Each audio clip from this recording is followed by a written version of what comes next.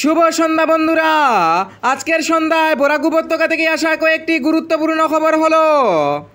আজ গোলাঘাটে প্রধানমন্ত্রী নরেন্দ্র মোদী বায়ো ইথেনলের 50 কোটি টাকা উদ্বোধন করে গিয়েছেন। প্রধানমন্ত্রী নরেন্দ্র মোদীর সাথে উপস্থিত ছিলেন আসামের মুখ্যমন্ত্রী হিমন্ত বিশ্ব শর্মা, আসামের কৃষিমন্ত্রী অতুল বরা এবং কেন্দ্রীয় মন্ত্রী এবং বিভিন্ন রাজ্যের মন্ত্রী এবং বিধায়করা উপস্থিত ছিলেন। আসামে আজ প্রধানমন্ত্রী নরেন্দ্র মোদী গোলাঘাটে সভা করেন এবং 5,000 কোটি টাকার ইথানল প্রকল্প উদ্বোধন করে গিয়েছেন। আগামী কয়েক বছর ধরে কৃষকদের বেহাল অবস্থা হবে না। আগামী কয়েক বছরের ধরে কৃষকরা উপকৃত হবেন কয়েক হাজার টাকা ঘোষণা ভারতের প্রধানমন্ত্রী নরেন্দ্র মোদীর জনসভায় প্রায় লক্ষ মানুষের উপচে পড়া ভিড় ছিল। প্রধানমন্ত্রীকে দেখার জন্য আসামের বিভিন্ন জেলার অলিগলিতে প্রায় লক্ষ মানুষ গিয়েছেন। আজ লক্ষ মানুষের সাথে প্রধানমন্ত্রী নরেন্দ্র মোদী কোটি টাকার প্রকল্প উদ্বোধন করেছেন বলে জানা গেছে। প্রধানমন্ত্রী নরেন্দ্র মোদীকে অনেক শুভেচ্ছা দিয়েছেন ভারতের বিভিন্ন মন্ত্রীরা। আজ প্রধানমন্ত্রী নরেন্দ্র মোদী বিভিন্ন প্রকল্প উদ্বোধন করেছেন এবং বিকেলে বিভিন্ন স্থান পরিদর্শন করেন প্রধানমন্ত্রী নরেন্দ্র মোদী এবং আগামী দিনে উত্তর পূর্বের গুরুত্বপূর্ণ অর্থাৎ সবচাইতে বড় রাজ্য আসামকে উন্নত করার জন্য আরও বড় প্রকল্প গ্রহণ করবেন বলে ভারতের প্রধানমন্ত্রী নরেন্দ্র মোদী বলেছেন। বন্যা পরিস্থিতিতে নাজেহাল বরাক উপত্যকার 3টি জেলার যানবাহন চালকরা সহ সাধারণ মানুষ।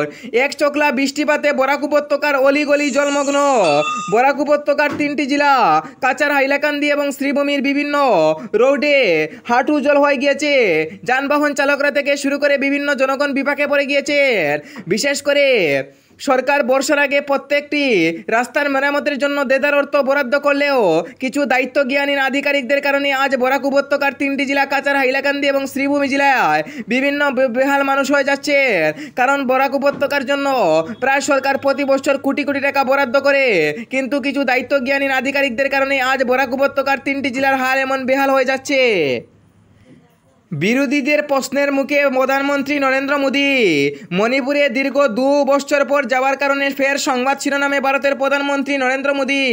বিশেষ করে কেন্দ্রীয় অর্থাৎ রাজ্যসভার সাংসদ এবং বিজেপির কংগ্রেস সভাপতি মল্লিকার্জুন খার্গে গতকাল জানিয়েছেন যে প্রধানমন্ত্রী নরেন্দ্র মোদী আরও আগে যাওয়ার কথা ছিল মণিপুরে, কিন্তু দীর্ঘ 2 বছর প্রায় 3 বছর হয়ে যাচ্ছে তারপরে প্রধানমন্ত্রী নরেন্দ্র মোদী মণিপুরে যাওয়া ঠিক হয়নি।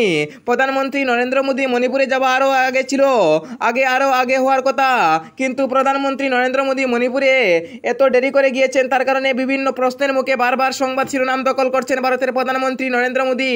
বিরোধীরা বারবার প্রশ্নে করার পর অবশেষে মণিপুর ভ্রমণ করেছেন প্রধানমন্ত্রী নরেন্দ্র মোদী, এমনই দাবি কংগ্রেস সভাপতি মল্লিকার্জুন খার্গের।